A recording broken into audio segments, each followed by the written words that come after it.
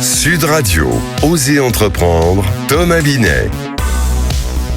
C'est votre rendez-vous du dimanche matin et vous en avez l'habitude. Bonjour Thomas Binet. Bonjour Maxime. Ravi de vous retrouver pour ce nouveau numéro au programme d'Osez entreprendre ce matin. Comment une enseigne née d'un projet militant dans les années 50 est devenue une institution culturelle française et pourquoi la Fnac vit aujourd'hui un tournant historique avec son rachat et une profonde transformation de son modèle, et pour comprendre pourquoi des centaines de milliers de commerces vont changer de main dans les années à venir et pourquoi estimer la valeur de son entreprise est devenu un enjeu stratégique majeur pour les entrepreneurs.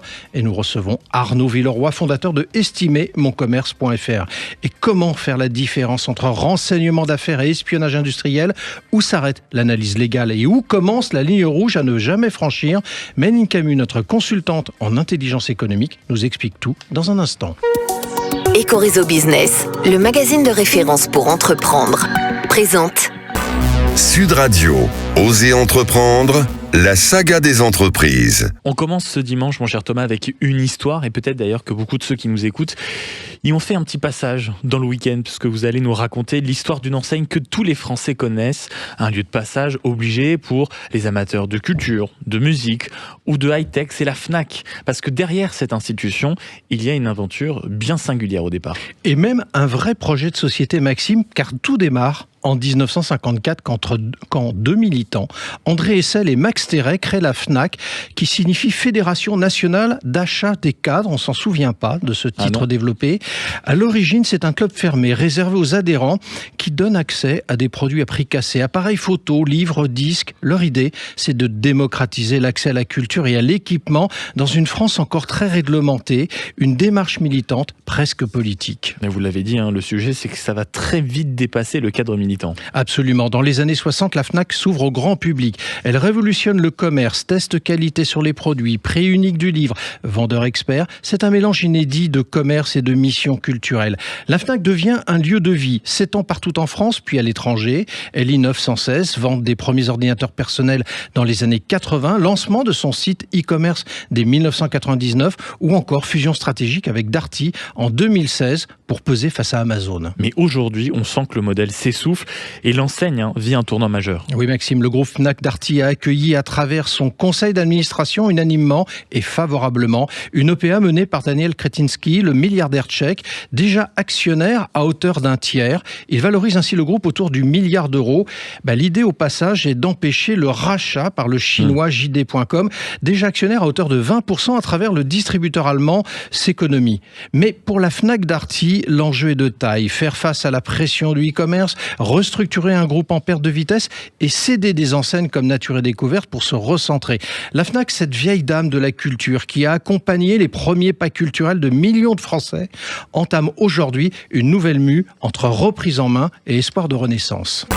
Sud Radio, Osez entreprendre, l'invité. Notre premier invité ce matin, Thomas, est Arnaud Villeroy. C'est le fondateur d'estimermoncommerce.fr. C'est le premier site d'évaluation de commerce. Bonjour Arnaud Villeroy. Bonjour Thomas. On va s'intéresser ce matin au commerce. Il y a beaucoup de commerçants qui nous écoutent le dimanche matin. Comment va le commerce en France aujourd'hui? Quelle est votre analyse, justement? Parce que on voit bien, on vient de parler de la Fnac Darty. Je pourrais allonger la liste des entreprises, mais là qu'on déposé le bilan, je vais quand même en citer quelques-uns. Jennifer, Camailleux, Gosport, André, Koukaï, Courtepaille, Sergent-Major, Casa, IKKS qui avait été créé en 1987. Je m'arrête là, la liste est très longue, on pourrait passer l'interview simplement à égrener ces noms. Comment se porte le commerce ? À la lumière, effectivement, des exemples que vous venez de donner, on peut avoir l'impression que ça n'est pas la joie. Effectivement, il y a des chiffres qui nous montrent qu'il y a une problématique. On voit que le e-commerce également est en train de prendre des parts. On sait que l'an dernier, il y a eu un tiers des dépenses des Français en carte bleue qui ont été faites sur le e-commerce. Mais dans tous les exemples que vous avez cités, et nombreux sont-ils, on voit qu'il y a pas mal de modes, beaucoup. Donc effectivement, on peut aussi faire une contre-analyse en voyant qu'on a un essoufflement progressif de l'ultra fast fashion. Et puis effectivement, un dernier chiffre important, je pense qu'on peut citer, qui vient d'Altares, c'est le nombre de défaillances d'entreprises sur la dernière année qui est de 70 000 et qui est présenté comme un chiffre record. Ça, c'est ce qui montre la face cachée, en fait la face négative de la chose. Mais, et là j'ai envie d'être beaucoup plus positif, il y a d'autres chiffres qui montrent une réalité plus rose, j'ai envie de dire, à l'issue de ça. Par exemple, le record du nombre de créations d'entreprises l'an dernier, en 2024, puis en 2025, qui va être confirmé, 1,1 million. Donc vous voyez, si on rapporte le nombre de défaillances, 70 000, au nombre de créations, on est entre 6 et 7%. C'est tout compte fait, pas beaucoup, d'autant plus qu'il y a eu un effet de rattrapage quand même des mesures de soutien aux entreprises Covid, donc ça a eu un effet aussi là-dessus. Et puis si on regarde d'autres études très récentes, notamment sur 2025, on voit quand même qu'il y a l'évolution du taux de défaillance entre 2024 et 2025 sur la filière commerce, je parle bien de la filière commerce, elle est que de 0,1%, ce qui est négligeable par rapport à la filière manufacture qui est de 21% par exemple. Arnaud Velleroy, on va s'intéresser un peu justement à votre modèle, à ce que vous proposez aux commerçants.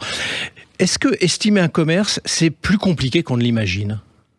Oui. Effectivement, estimer un commerce, une entreprise, une affaire de manière générale dépend d'une analyse d'un certain nombre de points et ça n'est pas simpliste. En tout cas, ça se valorise pas au mètre carré comme on peut faire une habitation par exemple, mais c'est sur un ensemble de facteurs très précis. Alors quelle est l'erreur justement la plus fréquente que font les entrepreneurs, les commerçants quand ils essaient d'estimer seuls la valeur de leur activité ? Alors l'erreur la plus courante consiste déjà à ignorer pas mal de critères, les critères d'exploitation, ceux que vous regardez un acquéreur, la rentabilité de l'affaire et puis assez généralement inclure l'affect. Parce que l'affect c'est important quand on a un business, une entreprise, on a sué sang et eau, on a généralement tendance à essayer d'impacter la valeur qu'on attribue à son bébé en fin de compte, avec tous les efforts qu'on y a mis. Alors on parle souvent du pourcentage du chiffre d'affaires, c'est un bon calcul, c'est une bonne méthode ou pas ? C'est une des approches, mais elle est loin d'être suffisante, puisque aujourd'hui, alors je rappelle quand même qu'un fonds de commerce, puisque c'est dont il s'agit, c'est un outil de travail. Donc la personne qui va racheter une affaire, plutôt qu'en créer une, finalement, avec tout ce que ça peut comporter de hasardeux, va racheter un outil de travail en état de marche, en état de fonctionnement et en poursuivre l'exploitation tel que le cédant le faisait. Ça veut dire qu'il va compter sur à la fois le chiffre d'affaires, le volume de chiffres pour pouvoir rentrer de l'argent, évidemment, mais à l'issue du paiement des charges, sur la rentabilité de l'affaire, qui, elle, permet au repreneur de rembourser son prêt sur l'achat de son affaire et puis de se rémunérer, ce qui est fondamental. Donc le chiffre d'affaires seul c'est bien, mais la rentabilité est presque plus importante et à ça on peut ajouter d'autres critères d'exploitation qui ne sont pas financiers. Alors Arnaud Velleroy, justement, est-ce qu'un commerce rentable c'est forcément un commerce qui vaut cher ?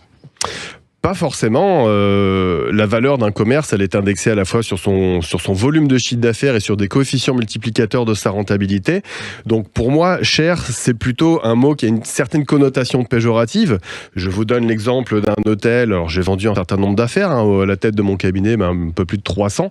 Je prends l'exemple d'un hôtel vendu à 5 millions d'euros. Ça peut paraître cher dans l'absolu, mais quand on le compare à son volume de chiffres et à sa rentabilité, c'était un prix tout à fait cohérent. Mais à quel moment de la vie d'une entreprise on doit se poser la question de sa valeur quand on est commerçant, par exemple ? Alors j'ai envie de dire, de la même manière qu'on a du patrimoine, qu'il soit personnel ou professionnel, un peu tout le temps. L'idée, c'est d'être assez régulièrement au contact de la valeur de son bien. Ce que vous voulez dire par là, c'est que ça se gère comme une gestion de patrimoine traditionnelle.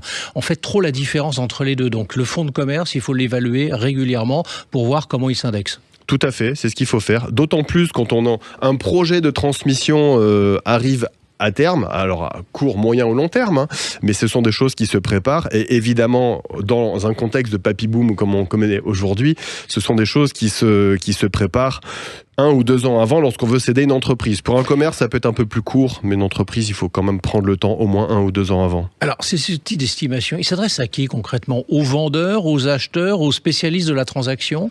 À tout le monde ?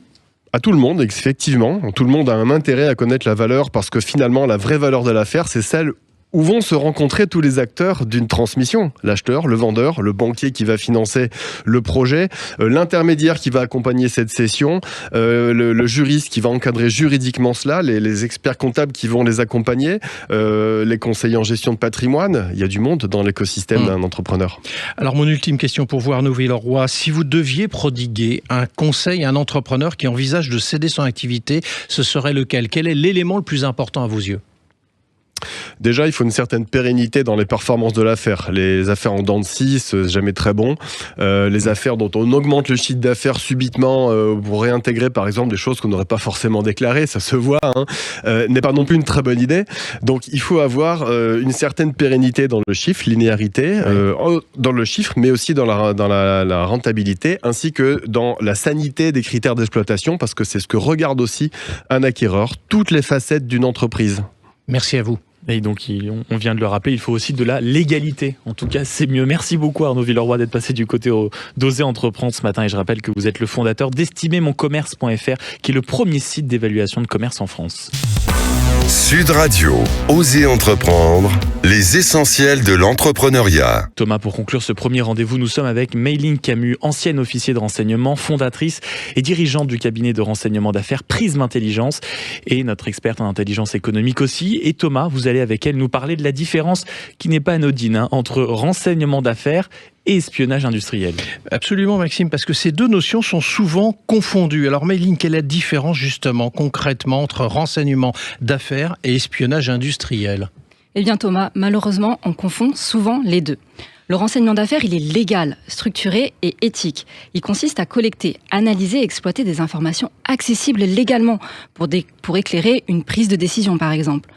L'espionnage industriel, lui, il repose sur la violation de la loi, à travers des pratiques illégales, telles que le vol de données, l'intrusion, la corruption, le hacking ou le piratage, avec une réelle intention de nuire. Donc observer ses concurrents, ce n'est pas les espionner, si je vous ai bien compris. Absolument.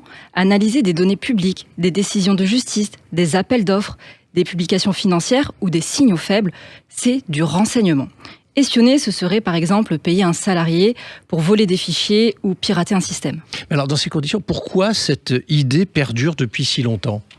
Eh bien parce que le mot renseignement, il est connoté, il fait un peu peur. Il y a beaucoup de mystères autour de cela. Pourtant, les entreprises subissent une guerre économique permanente. Ne pas se renseigner, aujourd'hui, c'est décider à l'aveugle. Alors un exemple concret, Mayline, pour justement illustrer votre propos ? Oui, je pense à ce dirigeant que j'ai accompagné après la perte d'un marché conséquent. Il était persuadé d'avoir été espionné. En réalité, son concurrent n'avait rien volé. Il avait simplement analysé ses recrutements, ses partenariats publics et ses contentieux en cours. Tout était légal. Tout était visible, ce qui a d'ailleurs rendu ce dirigeant vulnérable. Alors justement, un message aux entrepreneurs qui nous écoutent sur ce sujet. Le renseignement d'affaires est un outil de protection, un atout stratégique, une aide de prise à la décision. Dans notre contexte économique, aujourd'hui, le vrai danger, c'est de ne pas faire de renseignement. Merci Mayline. Merci beaucoup Mayline Camus d'avoir été avec nous pour ce premier rendez-vous. Mon cher Thomas, on se retrouve dans une poignée de secondes sur Sud Radio pour Oser Investir. À tout de suite. Sud Radio, Oser Entreprendre, Thomas Binet.